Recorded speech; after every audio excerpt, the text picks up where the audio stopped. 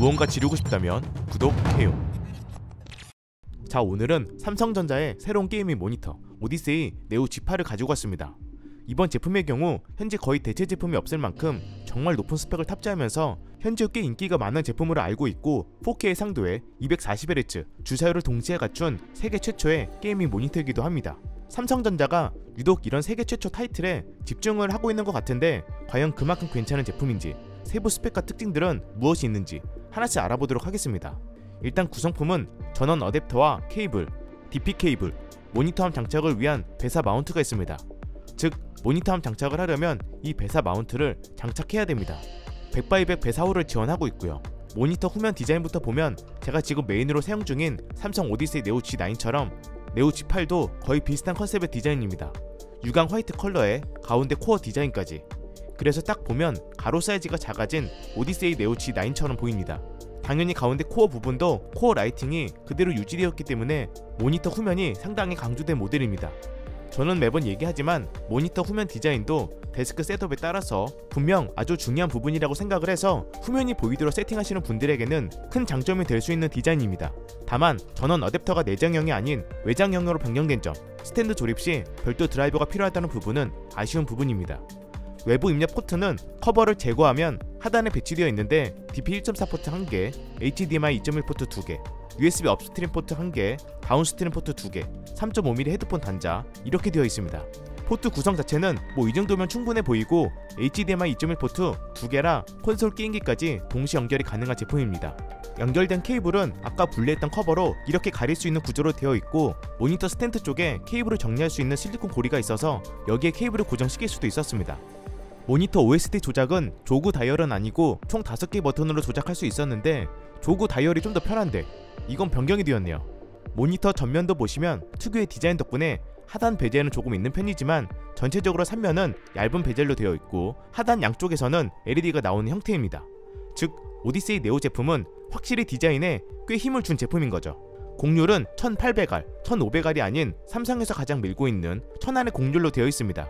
곡률 자체는 숫자가 낮을수록 더 많이 휘어졌다고 보시면 되는데 커브드 디자인에 대해서는 워낙 호불호가 있고 장단점이 분명 있어서 커브드 자체가 단점이다 라고 얘기할 순 없지만 이 정도 사이즈에 1000R의 곡률을 가진 커브드는 그래도 의미가 있는 수준이라 몰입감을 더 중요하게 보시는 분들이라면 충분히 매력적인 제품이라고 볼 수 있습니다.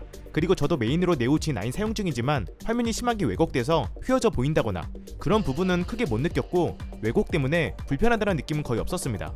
모델링에서도 왜곡 자체가 심하게 보이지도 않았고요. 물론 예민하신 분들은 평면으로 하시는 게 좋습니다. 모니터 움직임은 높이 조절, 스위블, 틸트, 피벗 전부 다 가능하며 움직임도 꽤 부드럽게 잘 움직입니다. 자, 이번에는 가장 중요한 모니터 스펙을 보도록 하겠습니다. 먼저 모니터 사이즈는 32인치, 딱 4K 상도에 적합한 사이즈며 16:9 화면 비율, 4K 상도 최대 240Hz를 지원하고 있습니다.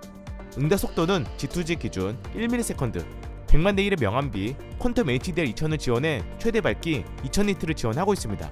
또한 삼성 모니터답게 패널은 VA 패널이지만 퀀텀 미니 LED로 풀 어레이 로컬 디밍을 지원하고 있고 로컬 디밍 존이 무려 1196개나 있습니다.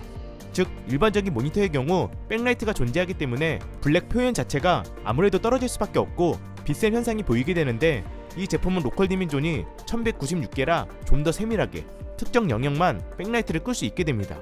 사실 이 부분은 이 제품의 가장 큰 장점 중 하나라고 볼 수 있으며 이 정도로 많은 로컬 디미존을 가진 제품은 거의 없기 때문에 상대적으로 훨씬 좋은 명암비, 안부 표현이 가능한 모니터입니다. 참고로 옵션에서 로컬 디미 세부 설정도 가능했는데 제 경험상 자동이 가장 괜찮았고 옵션에 따라서 지금 보고 있는 화면처럼 명암비, 밝기 차이가 꽤 나는 것을 확인할 수 있습니다. 그리고 HDR 2000도 배사 HDR 규격에는 최대가 1400까지라 아마 독일 VD의 HDR 인증을 받은 것으로 알고 있고 배사 HDR 규격 수치보다 훨씬 높은 2000이라는 수치는 굉장히 높은 수치입니다. 이 수치를 가진 모니터는 아마 거의 없을 거라 생각이 되고요. 물론 이 HDR 2000이라는 수치는 계속 2000니트를 오래 유지하는 건 어렵고 전체 화면에 표시되는 밝은 영역에 따라서 유동적으로 변하게 됩니다. 즉 화면의 밝은 영역이 얼마나 표시되어 있느냐에 따라서 최대 밝기는 변하기 때문에 평균 1400 정도라고 보시면 좋을 것 같습니다. 개인적으로 아쉬운 부분은 SDR 상태에서는 최대 밝기 약 320니트라 HDR을 사용하지 않는 분들에게는 상대적으로 꽤 낮게 느껴지는 밝기입니다. 주사율도 4K 240Hz를 지원하는 모니터는 이 모니터가 세계 최초이며 오버클럭 없이 240Hz를 지원하고 있습니다. 또한 AMD FreeSync, 프리미엄 프로, G-Sync 둘 다 지원을 하는데 G-Sync의 경우 활성화시켜서 사용할 수는 있지만 G-Sync 호환 인증이 아닌 건 아쉬운 부분이며 240Hz 설정 시 일반적인 가변 주사율 최저 범위인 48Hz가 아닌 68Hz라고 합니다. 즉 프레임이 많이 떨어질 경우 화면 찢어짐 현상이 생길 수 있기 때문에 게임에 따라서 최소 프레임이 너무 낮게 나온다면 그래픽 옵션을 조절해야 좀 더 깔끔한 화면으로 게임 플레이가 가능합니다. 그럼에도 불구하고 사실 4K 해상도에 240Hz를 지원한다는 건 정말 놀라운 기술이기 때문에 사용 중인 컴퓨터 사양이 그 정도 프레임만 뽑아준다면 충분히 매력적인 제품이라고 볼 수 있습니다.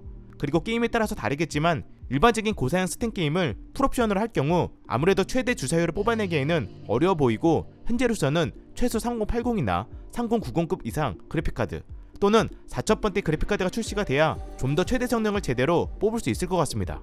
색 영역의 경우에는 DCI P3 89%, sRGB는 100%로 확실히 VA 패널이라 색 영역 자체는 완전 최상급 수준이다 라고 보기에는 어려웠지만 게이밍용으로는 충분히 괜찮은 수치라고 볼 수 있습니다. 색 정확도도 조금은 아쉬운 부분이네요. 응답속도는 G2G 기준 1ms/s인데 오버드라이버 적용 시 역전상이 꽤 발생해서 개인적으로는 표준 모드를 추천드리고 싶습니다. 마지막으로 현재 스캔라인 이슈가 있어서 확인을 해보니 120Hz에서는 문제가 없지만 240Hz에서는 특정 색상에서 스캔라인이 생긴다고 합니다. 이런 현상이라고 보시면 되는데 원인에 대해서는 저도 전문가는 아니라 자세한 설명은 어렵지만 이 부분도 참고해주시면 좋을 것 같습니다. 그래서 정리를 해보면 이 제품의 가격이 현재 약 139만원인데 세계 최초 4K 해상도 240Hz 지원, HDR2000 지원의 퀀텀 미니 LED로 로컬 디밍존이 무려 1196개나 있는 풀 어레이 로컬 디밍을 지원하고 있고 여기에 1000L의 공유를 가진 모니터는 아마 이 제품 말고는 거의 대체 제품이 없는 것으로 알고 있고 특히나 퀀텀 미니 LED가 탑재가 되면서 이 스펙을 감안했을 때 이 정도 가격이면 정말 괜찮은 가격은 맞습니다. 그만큼 스펙 자체만으로는 충분히 최고의 스펙과 최신 기술이 탑재된 모니터이고 장점 또한 분명 많은 게이밍 모니터입니다. 다만 SDR 상태에서는 최대 밝기가 낮다는 점, 아쉬운 색 영역, 4K 해상도에 최대 주사율을 뽑아내기에는 컴퓨터 사양이 그만큼 받쳐줘야 하고 240Hz 설정 시 가변 주사율 최저 범위가 낮다는 점, 스캔라인 이슈가 있다는 점, 이런 부분들은 확실히 아쉬운 부분이었습니다. 물론 제가 언급한 아쉬운 부분들은 사용자에 따라서 체감을 크게 못하거나 치명적인 단점으로 느끼지 못할 수도 있으니 참고만 해주시면 좋을 것 같습니다.